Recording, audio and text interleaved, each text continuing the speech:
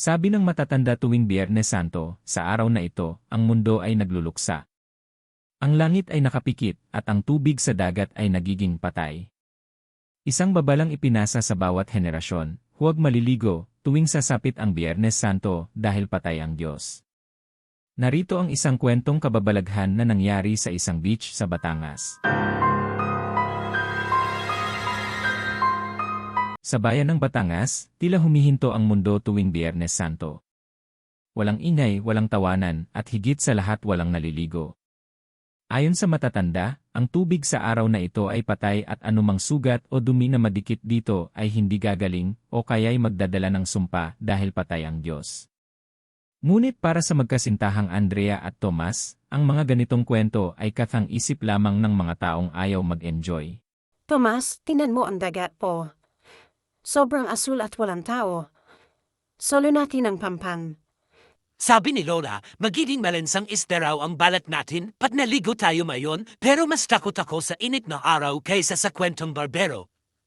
Bandang 3:00 ng hapon, ang oras na sinasabing pinakamapanganib, tumalon ang dalawa sa malinaw na tubig ng dalampasigan. Noong una, masaya silang nagtatampisaw. Pero paglipas ng ilang minuto, napansin ni Andrea na tila naging malapot ang tubig. Ang dating asul na dagat ay naging kulay abo, at ang amoy ng dagat ay napalitan ng amoy ng nabubulok na laman. Tomas, bakit parang ang kati? Hindi nakasagot si Tomas dahil abala rin ito sa pagkamot sa kanyang likod. Sa bawat kuskus nila, lalong tumitindi ang hapdi. Pag-ahon nila sa pampang, halos magliyab ang kanilang mga balat sa kati. Doon nila nakita ang nakapanindig balahibong pagbabago. Ang kanilang mga balat ay nagkaroon ng mapupulang butlig na tila mga kaliskis ng isdang nabulok. Ang bawat butlig ay naglalabas ng malapot na likido na sobrang lansa ang amoy. Kahit anong banlaw nila ng malinis na tubig sa gripo, hindi nawawala ang katitila ba ang mismong tubig ay nanunuot sa loob ng kanilang balat. Magdamag na nagmakaawa ang dalawa sa hapdi. Hindi sila tinigilan ng kati hanggang sa sumapit ang linggo ng pagkabuhay, kung kailan kusa ring nawala ang mga butlig, ngunit nag-iwan ito ng mga peklat na hugis kaliskis, isang paalala na may mga tradisyong mas mabuting igalang kaysa subukan.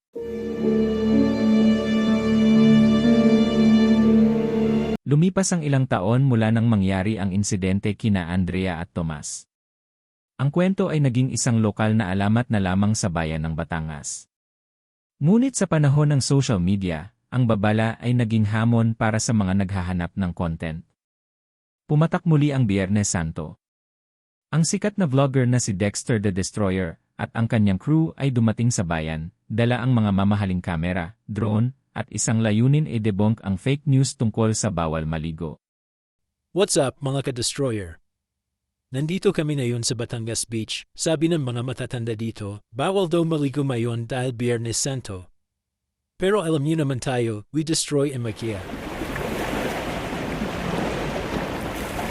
Habang naghahanda sila ng kanilang kagamitan sa pampang, isang matandang babae na may bitbit na basket ng mga tuyong dahon ang lumapit sa kanila. Ang kanyang mga mata ay tila nakikita ang hindi nakikita ng iba.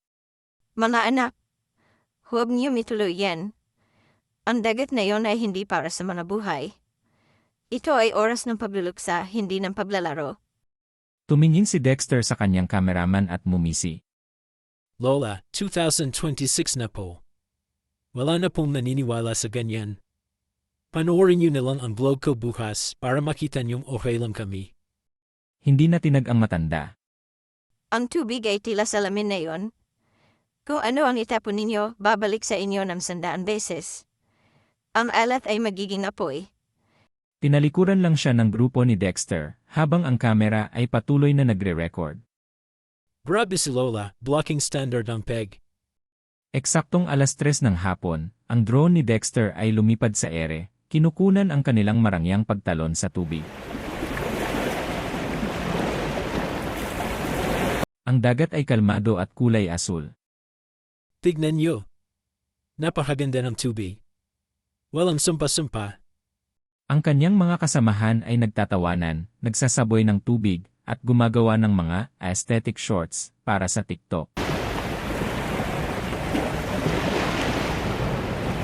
Kinuha ni Dexter ang kanyang waterproof camera at sumisid. Gusto niyang ipakita ang ilalim ng dagat.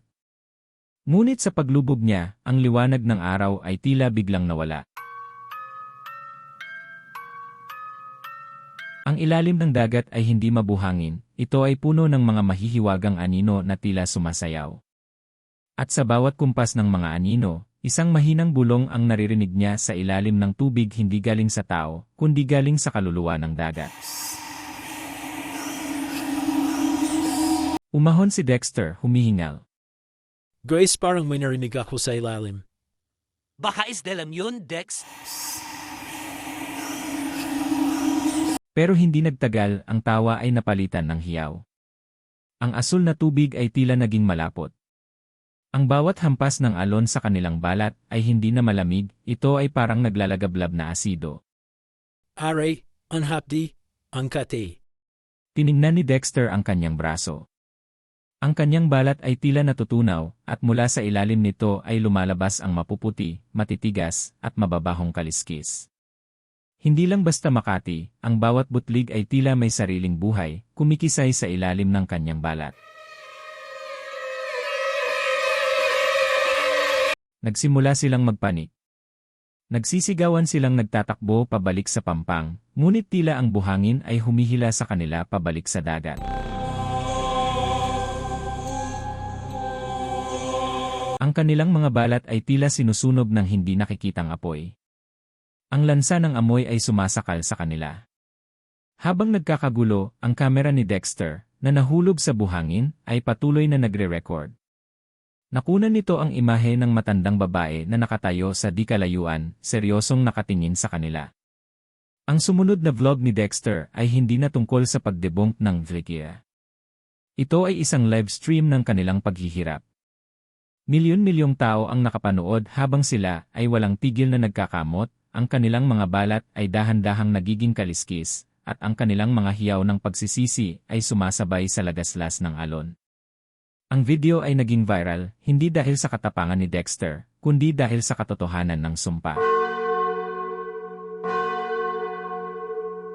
Nang sumikat ang araw ng linggo ng pagkabuhay, kasabay ng pagtunog ng mga kampana sa simbahan ng Maligaya, isang himala ang naganap.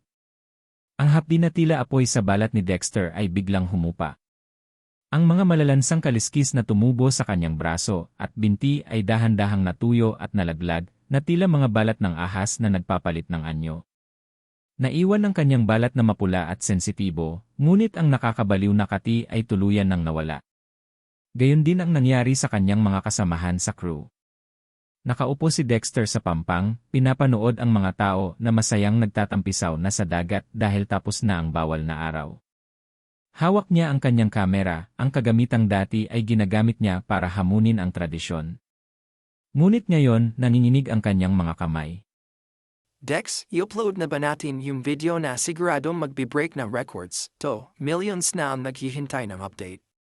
Tiningnan ni Dexter ang dagat. Tahimik na ito, asul, at tila walang bakas ng lagim na naranasan nila noong Biyernes. Naalala niya ang mukha ng matanda at ang malamig na bulong ng hangin. Huwag na nating i-upload. I-delete mo lahat ng footage ng pagtalo natin. Ano? Sale on views, Dex. Pera yan.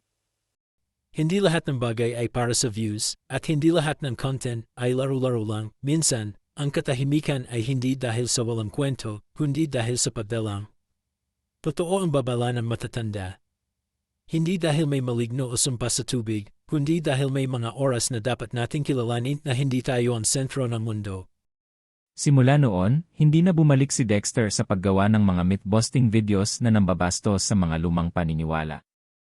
Tuwing Biyernes Santo, siya na ang unang nagsasabi sa kanyang mga followers, magpahinga, magnilay, at huwag munang lumapit sa dagat. Dahil alam niya, sa bawat alat ng dagat, may kwento ng pananampalataya na hindi dapat baliwalain. Ang mga peklat sa kanyang balat, bagaman malabo na, ay nagsisilbing permanenteng watermark ng kanyang pagkakamali. Ang pagligo sa Biyernes Santo ay maaaring mukhang simpleng gawain, Ngunit sa likod ng bawat bawal ay ang diwa ng paggalang, paggalang sa katahimikan, paggalang sa sakripisyo, at paggalang sa mga kwentong nagbuklod sa ating mga ninuno.